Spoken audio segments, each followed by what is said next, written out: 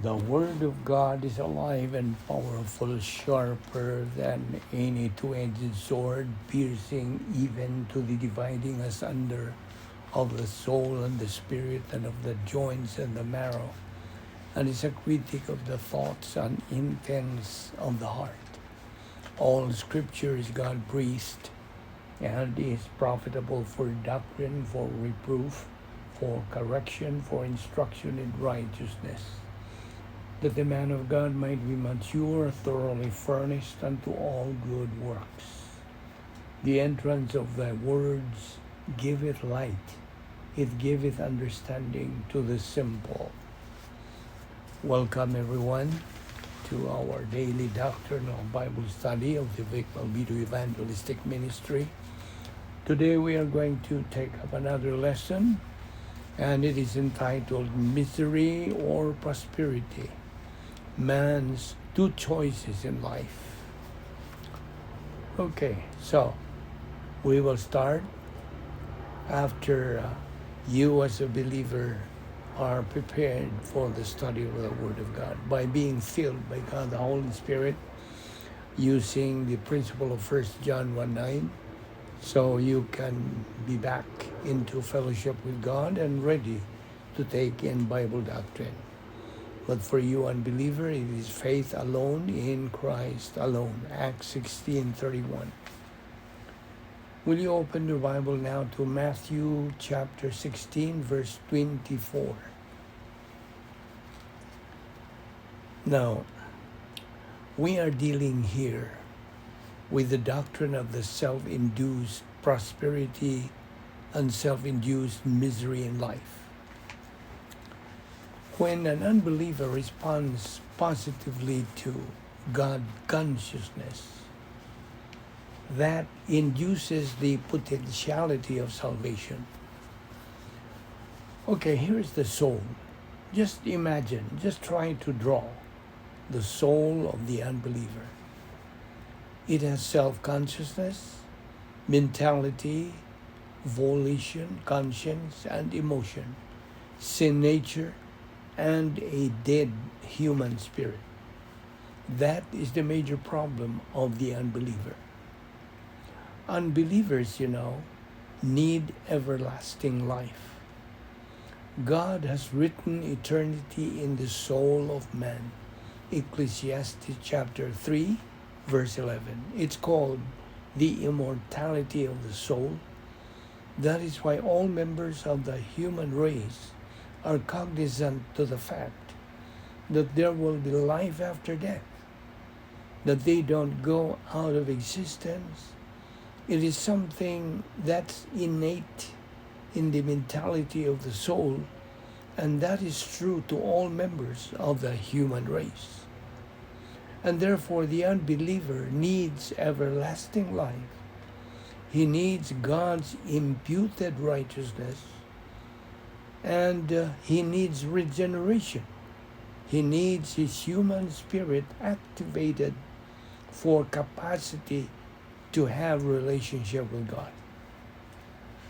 Now, into the mentality of the soul of the unbeliever goes the knowledge of the created universe. That induces the unbeliever. To induce is from the original word duco, ducere. So self-induced misery is something the unbeliever experiences when he learns this. Now, the gospel information goes into the mentality of the unbeliever's soul, and God the Holy Spirit takes over and does his convicting ministry.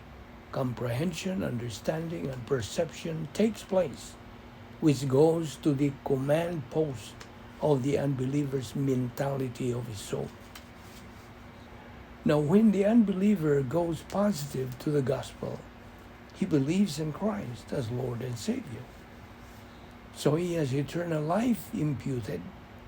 He gets the imputation of God's perfect righteousness, and his dead human spirit is activated.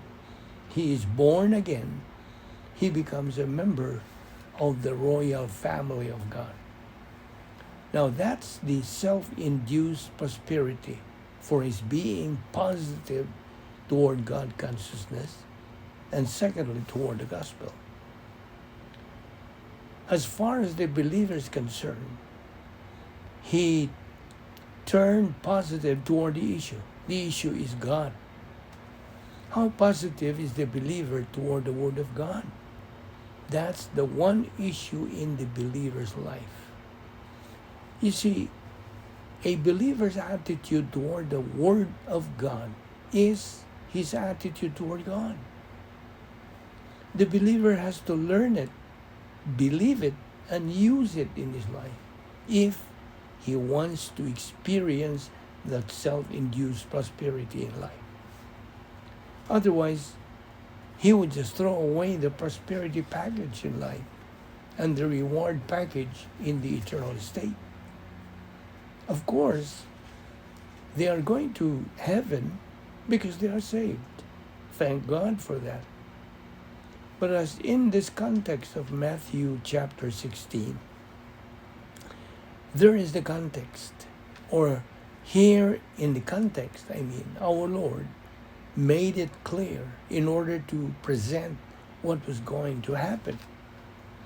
From that time, our Lord's public ministry in Matthew chapter 4, verse 17, from that time Jesus began to preach and to say, repent, for the kingdom of heaven is at hand.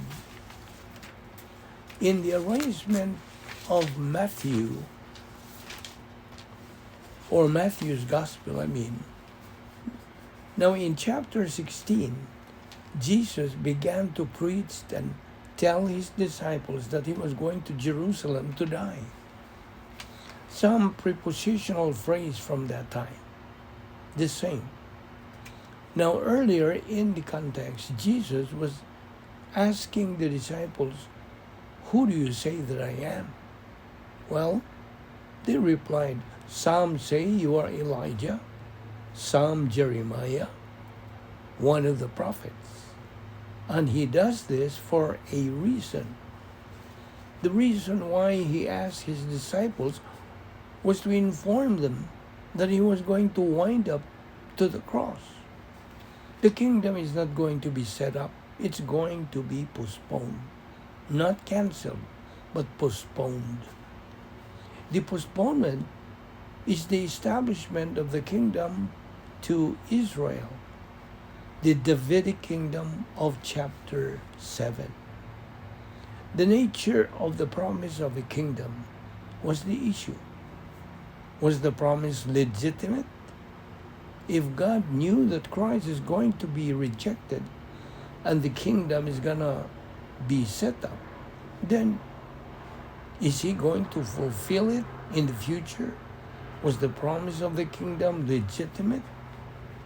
And they don't get the result because it only revolves in one issue that most theologians just struggle to acknowledge, and that is human freedom.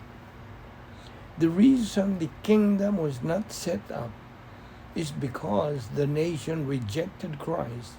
By and large, most of the Jews rejected Christ as Savior.